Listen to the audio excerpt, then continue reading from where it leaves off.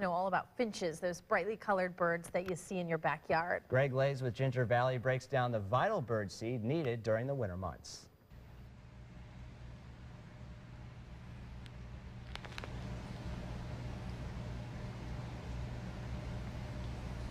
Greg Leyes here in Ginger Valley's Birdseed Department. Once again, we're talking about feeding the birds. You know, a question we get quite often is, do we feed the finches? Are the finches even around in the wintertime? Well, they're here, but the goldfinch especially, and even the purple finch, they molt, so they have brown feathers. A lot of times they look just like sparrows. Sometimes they'll even flock in with the sparrows.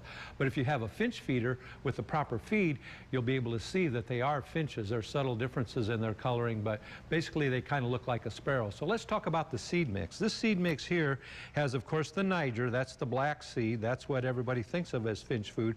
But we've got canary grass seed in there. That's a longer blonde color seed. And then the tiny little millets. You got blonde millet and you've got orange millet. These are very high in fat.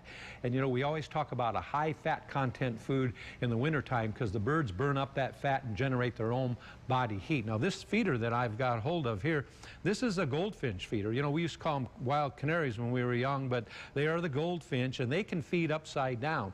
So the bird, see my thumb moving here, the bird sits on the perch and the opening is down below the perch. So if you see a finch or any kind of bird on this feeder, now they'll be brown. These are the goldfinches. And if you want to keep those beautiful, beautiful goldfinches around all through the summertime, start feeding the finch food in one of these goldfinch feeders and you'll have goldfinch all the time. Of course, if you want the house finch, the purple finch, you can go with the standard feeder, you know, the standard feeder that has the opening at the top of the perch.